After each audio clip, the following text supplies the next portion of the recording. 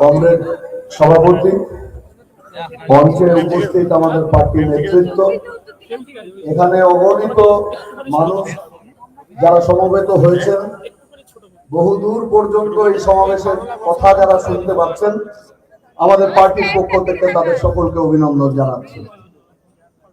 অভিনন্দন জানাচ্ছি বাংলা বাঁচাও যাত্রায় প্রথম থেকে যে যাত্রীরা অনেক জেলা, অসংখ্য জনপদ, গ্রাম, নগর, শহর পেরোতে পেরোতে এসছেন, জীবনের অনেক লড়াইয়ের অভিজ্ঞতা সঞ্চয় করতে করতে, তাদেরকে অভিনন্দন জানাচ্ছি। অভিনন্দন জানাচ্ছি এই বিরাট সমাবেশ। কত হাজার লোক নিয়ে আমরা বিরাটি থেকে এই মিছিল এখানে এলাম, কত হাজার লোক রাস্তার দুধারে দাঁড়িয়ে দেখলেন। আস্তে আস্তে কেউ বলছেন 30,000, কেউ বলছেন 40,000, কেউ বলছেন তাও ছাড়িয়ে গিয়েছে। এই অগণিত মানুষকে আমরা পার্টির পক্ষ থেকে অভিনন্দন জানাতে চাই। আমরা অভিনন্দন জানাচ্ছি প্রত্যন্ত গ্রাম, সীমান্তবর্তী জায়গা সেই কংগ্রেস যে রাতের পর রাত, দিনের পর দিন পরিশ্রম করেছেন। এসআইআর এর কাজের মধ্যে বাংলা বাঁচাও যাত্রা, এ জেলার একটা প্রান্ত নেই, একটা ইঞ্চি নেই যেখানে লাল ঝান্ডা লাগানো হয়নি। এই যে বিপুল আয়োজন যারা করলেন, আমাদের সেই কর্মীদের, প্রত্যেক কর্মীকে আমরা অভিনন্দন জানাচ্ছি জেলা পার্টির পক্ষ থেকে। তাদের সকলের সমবেত ইচ্ছে, জেদে আজকে এই সাফল্যের চেহারা দেখা যাচ্ছে। আমরা আমাদের জেলায় 3টে স্তরে বাংলা বাঁচাও যাত্রা সংগঠিত করি। 29শে নভেম্বর অনন্তদা এখানে আছেন, কুচবিহারের তুফানগঞ্জ থেকে বাংলা বাঁচাও যাত্রা শুরু হলো। 29 তারিখে আমরা আমাদের জেলায় সর্বত্র বুথে, পাড়ায়, মহল্লায়, গ্রামে বাংলা বাঁচাও যাত্রা শুরু করি। 29 থেকে 7 ছিল 7ই ডিসেম্বর আমাদের পাড়ায় পাড়ায় বুথে বুথে কাজ করার সময়। এরপরে আমরা বড় বড় পদযাত্রায় গেলাম, কিছুটা রিলে সিস্টেমে। বনগাঁ থেকে বারাসাত, বসিরহাট থেকে বারাসাত, এক এক দিন কমরেডরা 14 কিলোমিটার 15 কিলোমিটার হেঁটেছেন। কোথায় খেয়েছেন, কোনো একটা জায়গায় রাত্রে শেষ করেছেন, পরের দিন সকালবেলা আবার সেখান থেকে পথ হাঁটা শুরু করেছেন। একদিন ঠিক করা হলো কাঁচরাপাড়া থেকে বরানগর, মিছিলের পর মিছিল, গোটা ঘোষপাড়া রোড, বিটি রোড, মানুষ অবাক হয়ে দেখলেন সর্বত্র মিছিল। মিছিল হলো সল্টলেক থেকে দমদম স্টেশন পর্যন্ত। এর মধ্যে মূল বাংলা বাঁচাও যাত্রা জেলাতে প্রবেশ করলো। এই পাশেই কামারহাটি বিধানসভা, বরানগর বিধানসভা, ব্রিজ পেরোলে ওপারে দমদম উত্তর বিধানসভা। আমাদের এই রকম একটা জায়গায় দক্ষিণেশ্বরে এলো মূল বাংলা বাঁচাও যাত্রা। একটুও বাড়িয়ে বলছি না, জনসমুদ্র যেন দক্ষিণেশ্বরে যেখানটায় আমরা মিটিং করছিলাম তার সামনেটা সেই চেহারা নিল। তারপর থেকে আজ পর্যন্ত একটা ঝড় চলছে, ঝড়ের মধ্যে আমরা আছি, জনপ্লাবনের মধ্যে আমরা আছি। যে অভিজ্ঞতা 11 সালের পর থেকে কখনো হয়নি, এই অভিজ্ঞতা পরতে পরতে আমাদের সঞ্চয়ের মধ্যে এসছে, যা আমাদেরকে তৃপ্ত করেছে, প্রত্যয়ী করেছে, সাহসী করেছে, জেদ বাড়িয়েছে। 26-এর লক্ষ্য আমরা পূরণ করবার জায়গায় যাবই, কেউ আটকাতে পারবে না।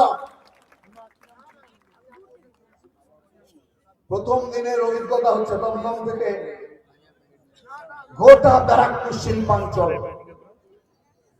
কম করে 3-3.5 হাজারের শ্রমিকদের সমাবেশ। রাস্তায় হাজারের পর হাজার মানুষ, বাইক মিছিলেই তো 500-700 সময় থাকতে থাকতে গেল। যত ঘোষিত প্রোগ্রাম, আমাদের না জানা প্রোগ্রাম তার থেকে বেশি হয়ে গেল। রাস্তায় দাঁড় করালো, যাত্রাকে দাঁড়াতে হলো, কোথাও বক্তৃতা করতে হলো। আবেগতাড়িত কর্মী এবং মানুষ, তারা কথা শুনতে চায়। কি দেখলেন কুচবিহারে, কি দেখলেন জলপাইগুড়িতে, কি দেখলেন মুর্শিদাবাদ, কি দেখলেন বর্ধমান, কেমন শ্রমিকদের অবস্থা, ছাত্ররা কি বলছে, মহিলাদের বক্তব্য কি, এগুলো যখন বলা শুরু হলো 2 ঘন্টা দেরিতে চলছি। বারাসাতে সমাবেশ ধরতে পারবো কি? ওই সন্ধ্যেবেলাতে গিয়ে দেখি বারাসাত মাঠ অন্ধকার, কিন্তু কয়েক হাজার মানুষ বারাসাতে সমাবেশ, আমডাঙ্গা তার উপর। ভাবলাম এর মিটিং আর ধরা যাবে না, মনের মধ্যে দুঃখ কষ্ট যন্ত্রণা। সেই আমডাঙ্গা যেখানে শহীদের মৃত্যুবরণ করতে হয়েছে পঞ্চায়েতে জেতবার পরেও, সেই আমডাঙ্গা যেখানে হাত উড়ে গেছে তৃণমূলের অত্যাচারে, গুলিতে বোমায় ঝাঁঝরা করে দেওয়া, 100-এর উপরে মানুষ যারা বিতাড়িত, মামলা মোকদ্দমা, মঞ্চে উপস্থিত আহমেদ খান আরো অসহস্র কর্মী, সব থেকে বেশি 4 বছর 4.5 বছর জেল খেটেছেন। সেই আমডাঙ্গা সমাবেশ করতে পারবো না? রাত 7:30টার পরে আমডাঙ্গাতে পৌঁছে দেখি নির্ধারিত সময় থেকে প্রায় 2 ঘন্টা 15-20 মিনিট বাদে, তারপরেও দেখি অন্তত 4-4.5 হাজার লোক তারা অপেক্ষা করছে। তার কি জোশ, তার কি উত্তাপ, এগুলো দেখে একটা নতুন প্রত্যয় তৈরি হতে থাকলো। অশোকনগর আর একটা নতুন অভিজ্ঞতার সামনে আমাদের দাঁড় করালো।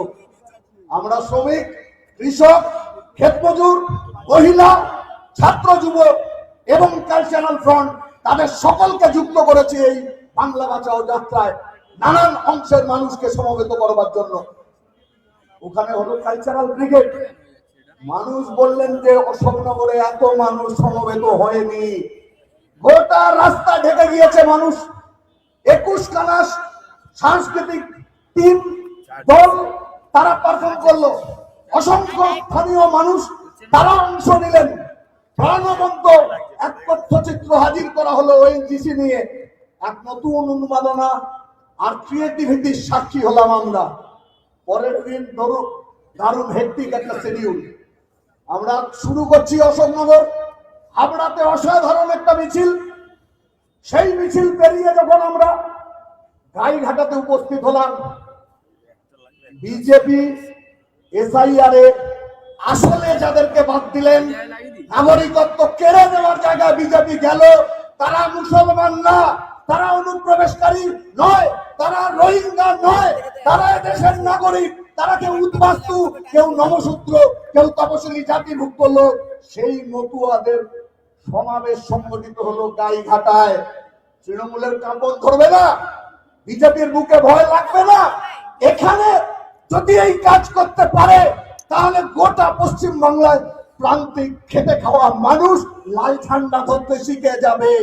আর তাই হলো, যখন বনগা শহরে আমরা ঢুকতে পারছি না, প্লাবন, জনপ্লাবন, বনগা শহরে এত বড় মিটিং আমরা দেখিনি। এই করতে করতে আমরা 1.5 ঘন্টার উপরে লেট। সেখান থেকে স্বরূপনগর, সেই যাত্রা পথ আরেক অভিজ্ঞতা।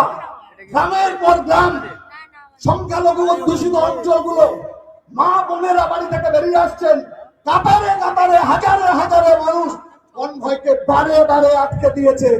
শেষ পর্যন্ত স্বরূপনগরে যখন পৌঁছানো গেল, 2 ঘন্টা তখন বিলম্ব হয়ে গেছে, সন্ধে হয়ে গিয়েছে।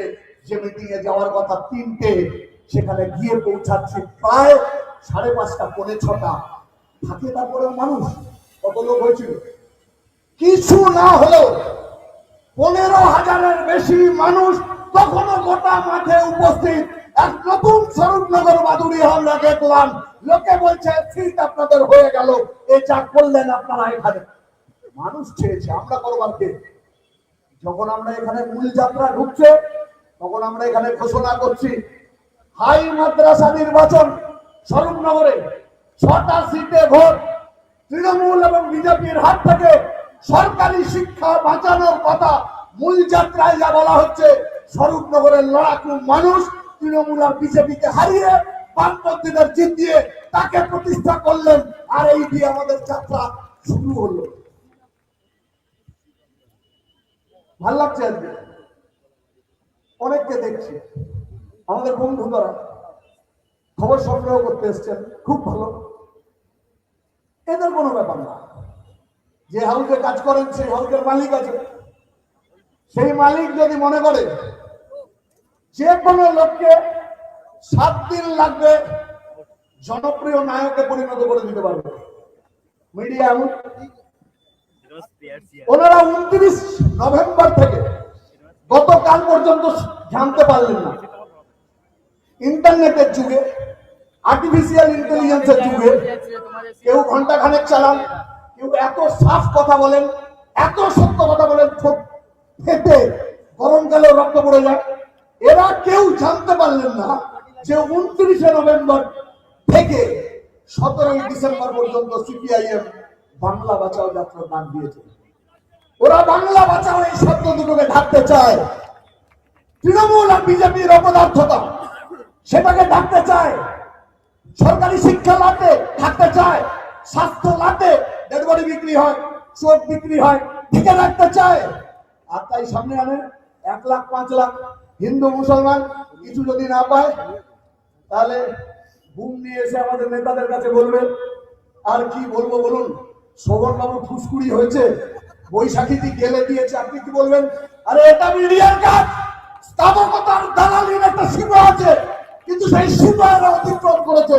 খারাপ লাগতে পারে কারো, কিন্তু যেটা সত্য সেই সত্য কথা বলবার ক্ষেত্রে ঢেকে রাখাটা অপরাধ।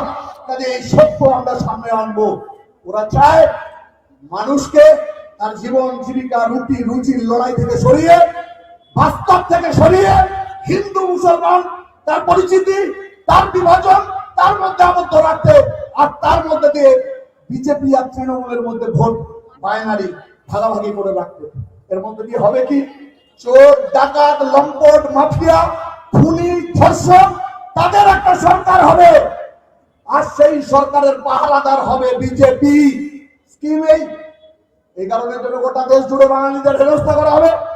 আর এখানে মমতা বন্দ্যোপাধ্যায় বাংলার অস্মিতা, বাংলা ভাষা, বাংলা সংস্কৃতির জন্য লড়াই করবেন 26 পর্যন্ত।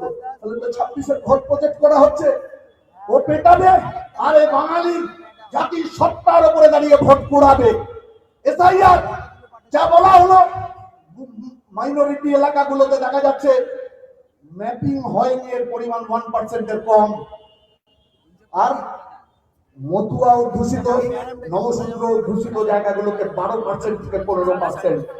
আসামে যা হয়েছিল আমরা বলেছিলাম বিজেপি সেইখানে নিয়ে যাবে। আজকে গোটা পশ্চিম বাংলা জুড়ে এই বিপদের সামনে মানুষকে তারা দাঁড় করিয়েছে। এর থেকে এই বিপন্নতা থেকে বাংলাকে রক্ষা করতে হবে।